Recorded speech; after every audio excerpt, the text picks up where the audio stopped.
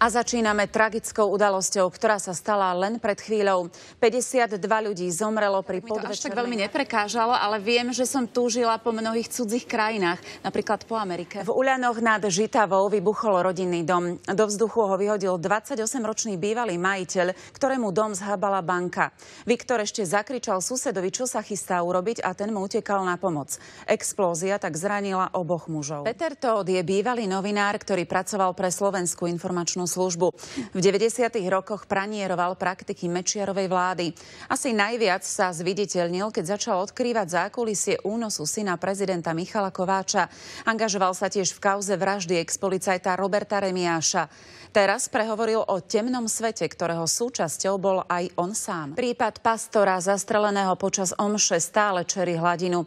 Najnovšie napätie vyvolalo rozhodnutie študentom prestížnej americkej univerzity hrozí nakazenie špecifickým druhom meningitídy. 7 ľudí na univerzite Princeton tento školský rok už chorobu dostalo.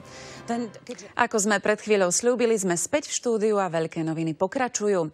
Je symbolom ženskej krásy, hereckého umenia aj súcitu s trpiacimi. Asi už tušíte, že hovorím o herečke Angeline Jolie. Tá si pred zrakmi hollywoodskej smotánky prebrala čestného Oscara za dlhoročnú humanitárnu činnosť.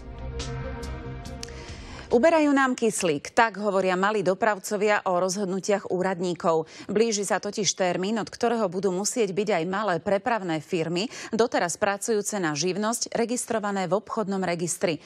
Ministerstvo dopravy tvrdí, že je to pre lepší prehľad o malých dopravcoch. Áno, pokračujeme inou témou. Niektorí ľudia sa cítia vo svojom byte nespokojní, majú slabú imunitu, ľahko ochorejú. To isté zažívajú aj zvieratá. Jednou z príčin môže byť geopatogénna zóna. V nasledujúcej reportáži uvidíte pána, ktorý pracoval vo výskumnom ústave živočíšnej výroby. Názorne nám ukázal, ako prístroj reaguje na narušené zóny. Na Hviezdoslavovom námestí v Bratislave v tejto chvíli stoja dvaja naši reportéri, Anton Adamčík a Eva Bariová. A svojím spôsobom symbolizujú dve rôzne generácie tých, ktorí študenti jednej z najprestížnejších a najdrahších univerzít ochoreli na špecifickú meningitídu. Vakcíny teraz háňajú aj v Európe. Tejto téme, ale aj mnohým ďalším sa budeme o 20. v športe. No a dnes nás na Jojke čaká najväčšia jesenná show Československo má talent. A čo je ešte zaujímavejšie, o 22:15 nás čaká to najlepšie z najhoršieho, čo priniesli posledné 4 ročníky show Československo má talent Hviezdna rota. Tak vám prajeme dobrú zábavu a pekný večer. Dovidenia.